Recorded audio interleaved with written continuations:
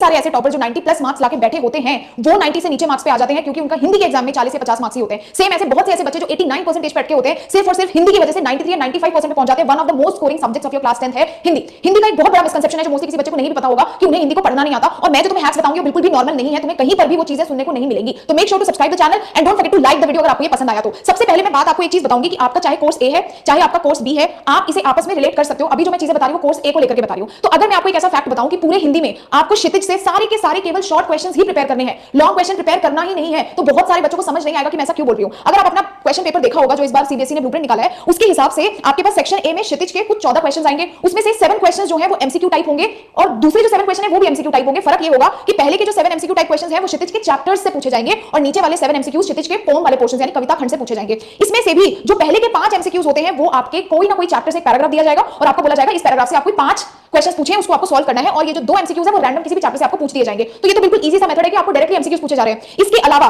यहां मतलब आपको एक चीज समझ आएगी, क्षितिज में केवल और केवल आपको पहले वाले पार्ट में तो एमसीक्यूज लेवल तक की प्रिपरेशन चाहिए, यानी कुछ लिखा हुआ है ऑलरेडी, आपको पढ़ के उसको सॉल्व करना है, बहुत सारे मल्टीपल चॉइसेस से एक ऑप्शन सेलेक्ट करना है। अगर हम सेक्शन बी की बात करें तो सेक्शन बी में आपके पास क्षितिज जो चैप्टर है और जो पोम है उन दोनों को मिला के आपको 6 क्वेश्चंस अटेम्प्ट करने हैं, और वो 6 क्वेश्चंस भी 20 to 30 वर्ड्स में अटेम्प्ट करने हैं। बोले तो आपके अगेन ये जो 6 क्वेश्चंस आ रहे हैं क्षितिज से चैप्टर और पोम को मिला के वो आपके शॉर्ट क्वेश्चंस हैं। तो पूरे के पूरे हिंदी के पेपर में आपको क्षितिज के लिए लॉन्ग क्वेश्चंस प्रिपेयर करने की जरूरत ही नहीं है बच्चों। You just have to prepare short questions from your Kshitij portion. तो क्षितिज के जितने भी आपके सिलेबस में चैप्टर्स हैं वहां से आपको केवल और केवल शॉर्ट क्वेश्चंस को प्रिपेयर कर लेना है और आपकी क्षितिज प्रिपेयर हो गई। कोई भी लॉन्ग क्वेश्चन आपको प्रिपेयर नहीं करना है क्योंकि क्षितिज से या तो एमसीक्यू आ रहा है या 2 मार्क का क्वेश्चन आ रहा है। दूसरा ऑप्शन, अब अगर मैं आपको बोलूं कि कृतिका से आपको कोई भी शॉर्ट क्वेश्चन पढ़ने की जरूरत नहीं है, केवल और केवल कृतिका के आपको लॉन्ग क्वेश्चंस पढ़ के जाने हैं। वो मैंने क्यों बोला, क्योंकि आपके पास कृतिका के 2 लॉन्ग क्वेश्चंस आएंगे जो एक क्वेश्चन 4 मार्क का होगा, उसमें से 3 में से आपको 2 अटेम्प्ट करने हैं। तो ये सीधी सी सॉल्यूशन हो गया कि क्षितिज से ओनली शॉर्ट क्वेश्चंस प्रिपेयर करने हैं और कृतिका से लॉन्ग क्वेश्चंस प्रिपेयर करने हैं। तो अब बाकी चीजों पे अपना टाइम वेस्ट करने की कोई भी जरूरत नहीं है। तो ये तो मैंने बात करी आपके लिटरेचर सेक्शन की कि आपको लिटरेचर सेक्शन कैसे अटेम्प्ट करना है। अब मैं आपको एक चीज और बताऊं लिटरेचर में कि लिटरेचर में आपको जो भी लॉन्ग या शॉर्ट क्वेश्चंस पढ़ते हो उसमें जो अच्छे अच्छे वर्ड्स हैं उसको अंडरलाइन करके याद कर लेना, क्योंकि वही एग्जाम में लिखोगे तो ही नंबर आपको मिलने वाले हैं। अब एक चीज आपको बताती हूं, दैट इज आपका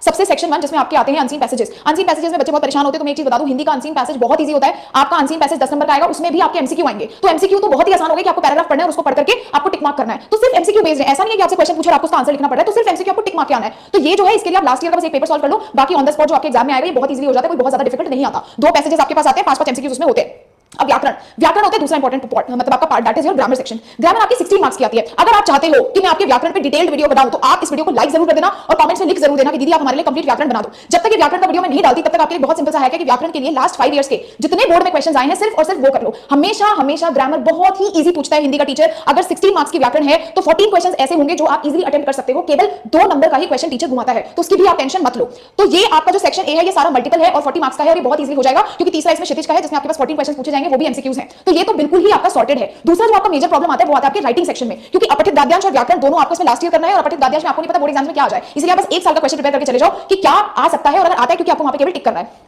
अगर मैं राइटिंग सेक्शन की आपकी बात करूं, राइटिंग सेक्शन में सबसे पहले एक मिसकंसेप्शन हटा दूं कि चॉइस वाले क्वेश्चंस में आपको क्या अटेम्प्ट करना है, वो बहुत सारे बच्चों को प्रॉब्लम होती है। मैं तुम्हें बताती हूं, अगर तुम्हारे पास चॉइस है विज्ञापन और संदेश लेखन में, आंख बंद करके विज्ञापन लेखन अटेम्प्ट करके आओ, बिकॉज़ एडवर्टाइजमेंट जो लिखना होता है बहुत इजी होता है, उसमें आपको कुछ डायग्राम्स बनाने होते हैं, प्लस इसमें आपको ज्यादा डिटेलिंग्स नहीं देनी पड़ती, तो आपके जो मात्राएं गलती है वो होने के चांसेस भी कम होते हैं। तो हमेशा इसमें और इसमें से आप विज्ञापन अटेम्प्ट करके आओ, बहुत ही ज्यादा इजी होता है। सेम आपके सवृत्त लेखन और ईमेल में ईमेल अटेम्प्ट करके आओ, क्योंकि ईमेल केवल और केवल 80 वर्ड्स में लिखना है, इसको अटेम्प्ट करने से आपका टाइम बचेगा। तो अभी आप जो प्रिपेयर कर रहे हो वो ईमेल प्रिपेयर करो। पत्र और अनुच्छेद लेखन दोनों में फॉर्मेट होता है, अनुच्छेद लेखन कैसे लिखा जाएगा, पत्र कैसे लिखा जाएगा, ये राइटिंग सेक्शन मैंने ऑलरेडी आपका बना के डाला हुआ है, डिस्क्रिप्शन में लिंक दे दूंगी, और मैं इस साल दोबारा से भी ये सारी चीजें आपको बना के दे दूंगी। याद रखो जो जो चीजें मैं बता रही हूं ये इस हिसाब से बता रही हूं कि आप अपने लिए हिंदी के सिलेबस को और प्रिपरेशन कम टाइम में कैसे ज्यादा कर सकते हो। तो ये सारी चीजें ऐसी है जो आपको ध्यान में रखनी है। एक बहुत ही ज्यादा इंपॉर्टेंट टिप वो ये है कि हिंदी माना हमारी लैंग्वेज है और हम हिंदी को देख के समझ जाते हैं, लेकिन हिंदी में भी आपकी वोकैबुलरीज मैटर करती है। तो प्लीज अपनी वोकैबुलरीज पे फोकस रखना, अच्छे अच्छे वर्ड एग्जाम्स में लिख के आना, उससे आपके हिंदी के अध्यापक बहुत ही ज्यादा खुश हो जाते हैं, प्रसन्न हो जाते हैं और आपको अच्छे मार्क्स देते हैं। अब इसके लिए जो भी स्टडी मटेरियल रिक्वायर्ड है वो सारा का सारा स्टडी मटेरियल मैंने मेरे टेलीग्राम ग्रुप पे डाल दिया है। इंपॉर्टेंट क्वेश्चंस, पीडीएफ्स, लेटर्स, वो सारा का सारा डिटेल आप मेरे टेलीग्राम ग्रुप में नीचे जाकर के ज्वाइन कर सकते हैं और वहां से देख सकते हैं। तो ये है आपके हिंदी को पढ़ने का सही तरीका। थोड़ा सा स्मार्ट वर्क लगा के आपको हिंदी को पढ़ना है, और अगर आपको ये वीडियो अच्छा लगा तो don't forget to subscribe the channel for more such tips.